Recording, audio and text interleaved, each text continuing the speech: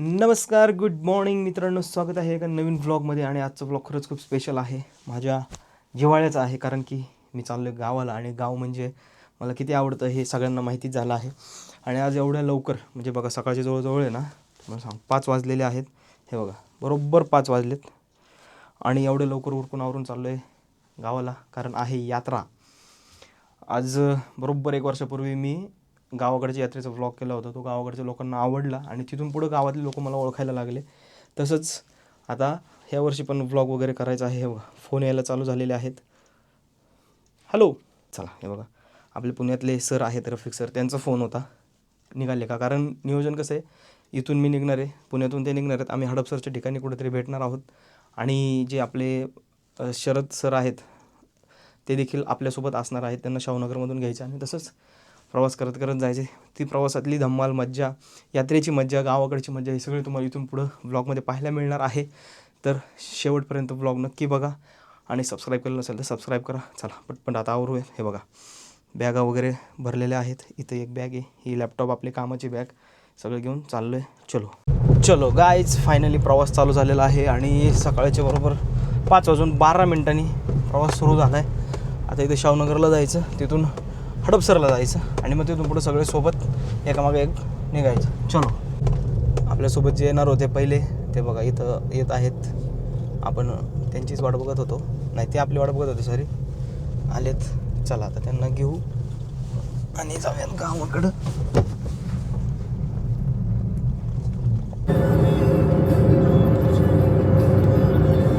बस करत करत आलो आहे. आणि आता बघा, आपल्या गाडीचं खाद्य CNG पंप, ते आता CNG वगैरे भरू आणि परत निघायचं पुढच्या प्रवासाला.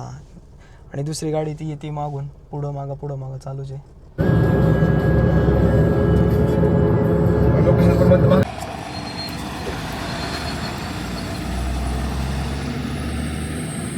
चलो गाईज, आलेलो आहे पाटसला.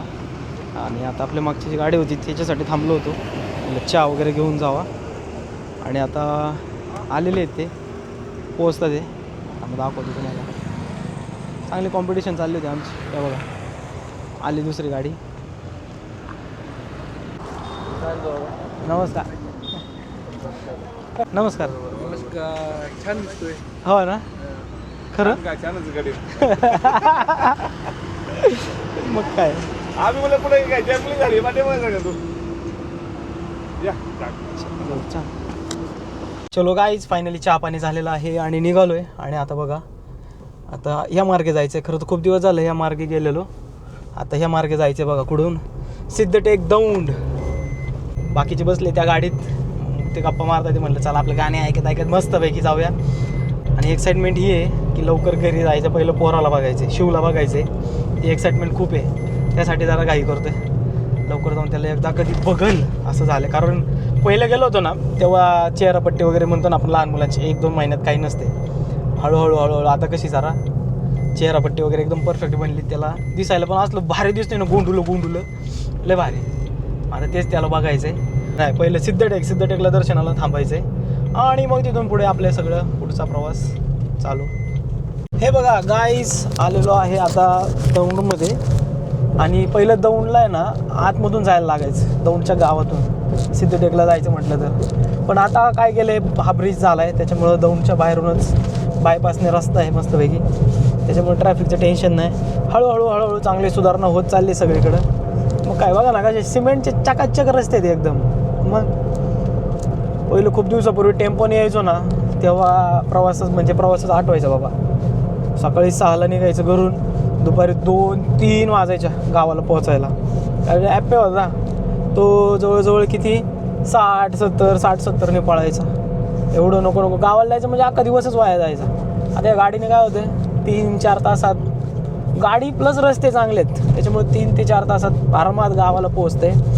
आणि बाकी दिवसभराची कामं पण होतात. मग तर असं हळूहळू प्रगती होत चालली आहे. त्याच्यामुळं टोल गेला तरी चालतं आहे, पण असे चांगले रस्ते द्या बाबा आम्हाला, अशी विनंती आहे. तो गाणं लावा. ओ जागी हवा. आता बघा, दौंड गावात आलो आहे. एवढं बदललं आहे ना दौंड, एवढे रस्ते टाकाटक झालेत. अजून स्वच्छता म्हणायला गेलं तर आहे पहिल्यापेक्षा तरी बेटर आहे आणि बऱ्यापैकी सुधारलं आहे म्हणायचं दौंड. तेच अगं इथं ही शाळा लय दिवसापासून पाहतो ही शाळा. चांगली झाली शाळा, बदलली. चलो गाईज हे बघा, हा टर्न आला ना की लगेच कळून जातं सिद्धटेक आले. कारण पहिलं सगळं सारखं इथून यायचो ना तेव्हा ह्या टर्निंगलाच कळून यायचं की सिद्धटेक आलं. हे बघा आता वरती दिसेल तुम्हाला सिद्धटेक 1 किलोमीटर, जामखेड 85, जामखेड लांब आहे अजून. त्यामुळंच आणि इकडे सिद्धटेकला आहे ना, इकडे कडकडे बघू शकता ही जी दिसतात नाही सगळे हॉटेल आहेत बघा. पिठलं भाकरी वगैरे सगळ्या गोष्टी बघा इकडून पण आहेत आणि इकडच्या साईडला पण आहेत. दोन्हीकडं असे हॉटेल आहेत. आणि ही बघा ही आलेली आहे नदी. एवढं पूर आलं होतं ना भयंकर, इथं पाणी एवढं आलं होतं ना. आता तरी कमी झालंय पाणी बघा. चला आलोय आता सिद्धटेकमध्ये, घेऊयात दर्शन वगैरे आणि जाऊयात तसंच पुढं. गणपती बाप्पा मोरया. चला मित्रांनो आलेलो आहे आता सिद्धटेकमध्ये. हे बघा आपण शिरापूर दौंड या मार्गे आलो आहे, त्याच्यामुळे ही कमान आपल्याला इकडं लागलेली आहे. हे बघा इथं बघू शकता कमान. इथून आता जाऊयात आपण, दर्शन घ्यायचं आहे. सिद्धटेकला जायला दोन्हीकडून रस्ता, इकडून पण रस्ता आहे इकडून पण रस्ता आहे. मी दरवेळेस इकडून जात असतो. अष्टविनायकापैकी एक असलेलं सिद्धटेक आणि तिथल्या सिद्धिविनायकाचं आपण आज दर्शन घेणार आहोत. चला मग जाऊयात दर्शन घ्यायला. बघूयात तिथं कसं मंदिर पहिले आल्यानंतर काय होतं, आता कसे बदल झाले. खरं तर सगळ्यात महत्त्वाचा बदल म्हणजे रस्ता. पहिला सिंगल लेन रस्ता होता आणि कडे फुटपाथ वगैरे काही नव्हतं. आता सगळ्यात पहिलं म्हणजे हे बदललेलं आहे. आणि मेन म्हणजे त्याची एक आठवण आहे सिद्धटेकची. त्याच्या पुढं जे मार्केट आहे ना, तिथून बेल्ट, चप्पल, वॉलेट घ्यायला म्हणजे घ्यायचो आम्ही पहिलं, ते आता मार्केट तिथं आहे का ते पण आपण बघणार आहोत. चला जाऊयात. बघा आलो आहे आता मंदिराच्या समोर. इकडं बघा मार्केट आहे पण बंद आहे आता, एवढं लवकर नाही उघडलं. आपण लय लवकर आलो आहे सकाळी सकाळी. चला गाडी पार्क करूयात कुठेतरी आणि दर्शनाला येऊया. आलेलो आहे दर्शन घ्यायला. इकडं बघा रामराजे उमाजी नाईक चौक सिद्धटेक. आणि इकडे भरपूर शॉप्स वगैरे आहेत. तरी सुधारले आता बऱ्यापैकी. चला पहिले जाऊया दर्शन वगैरे घेऊया आणि बघूया आतमध्ये कसं आहे. आता लई शांत आहे सगळं, कारण की इकडं नाहीच आहे काय बाजारपेठेत, दुकानं सगळी बंद आहेत. बघा सिद्धटेक सगळं मोकळं दिसतंय कारण एवढं सकाळी कोणी आलेलं नाही आणखीन. आणि तेच बघा या काठावरतीच बेल्ट, पॉकेट तुम्हाला पाहिजे त्या चांगल्या वस्तू मिळतात. आणि इकडे उसाच्या रस दुपारी आले नसतं खुळ आवाज चालू होतो. आता आलो पहिल्या पायरीवरती, दर्शन घेऊयात गणपती बाप्पा मोर. कमानीतून आता आलो आहे. आता हे बघा मागं बघू शकता कमाने आणि पुढं इथं सगळे मार्केट. आता लय लवकर आले त्याच्यामुळे सगळंच बंद आहे.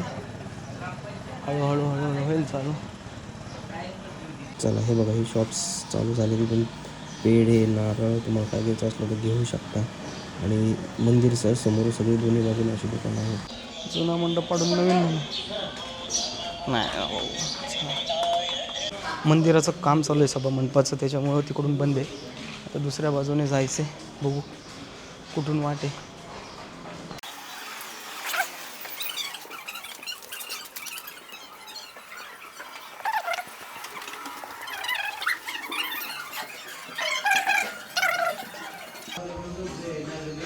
कुठून कशी वाट आहे. दर्शन वगैरे करून आलो आहे आणि हे बघा आता प्रसाद घ्यायचा आहे म्हणून आता इथं पेढे वगैरे घेतात ते सगळे. पेढा तिथंच विसरला. त्याचं काम नाही का आवाज येतो. त्याला घेतलं काय त्यांनी द्यायला पाहिजे ना आवाज. बरं झालं इथं आठवलं. त्यांचा आवाज बघा नाही दिला होता. काही तुम्ही लांब गेलो तर मग त्यांना सवय ते म्हटलं मला माहिती तुम्ही परत याल. हाच तो पेढा जो आम्ही घेतला आणि तिथं विसरून राहिलो होतो. गणपती बाप्पा मोरया खा. चलो गाईज मस्तपैकी सिद्धटेकचा पेढा खाल्ला, दर्शन घेतलं. खरं तर मंदिराच्या गाभाऱ्याचं काम चालू आहे त्याच्यामुळं पाडापाडी चालू होती, आवाज चालू होते सगळे. आणि मेन म्हणजे गाभाऱ्यात जाऊन शूट करायला परमिशन नव्हती. मला एक गोष्ट ॲज अ व्लॉगर म्हणून थोडी ना वाईट वाटते की जेवढे पण मंदिरं काय आहेत, बऱ्याच मंदिरांमध्ये आतमध्ये शूट करून देत नाही. मला असं वाटतं की आपण जर तिथं शूट वगैरे केलं, ठीक आहे, पावित्र्य न राखलं जातं किंवा काही ती गोष्ट आहे, मान्य आहे मला, पण आतमध्ये शूट करून द्यायला पाहिजे. ठीक आहे, एकदम मूर्तीपाशी जाऊन तर आपण शूट करत नाही आहे, आपण बाहेरूनच शूट करतोय. का पण माहीत नाही, पण शूट करून देत नाही. त्याच्यामुळे थोडं वाईट वाटतं की आपण मंदिराच्या बाहेरचा परिसर दाखवू शकतो लोकांना, पण मेन लोक ज्याच्यासाठी जातात, ज्या देवासाठी जातात, दर्शन करायला जातात, ते कुठं व्लॉगमध्ये दाखवता येत नाही. वाईट वाटतं. खूप ठिकाणी असं झालेलं आहे. आणि मला असं वाटतं की त्याच्याशिवाय म्हणजे व्हिडिओचं जसं म्हणतो आपण की एक लोकांपर्यंत पोहोचण्याचं माध्यम आहे, तसंही आपले देव धर्म ह्या व्हिडिओच्या माध्यमातून जावा आणि परमिशन मिळावी व्हिडिओ शूट करण्यासाठी, असं मला प्रामाणिक वाटतं. याच्यात कोणताही काय म्हणू शकतो आपण, याची दुसरी बाजू मला माहीत नाही की का शूट करून देत नाही, त्याचं पावित्र्य राखलं जात नाही असं बरेच जण म्हणतात.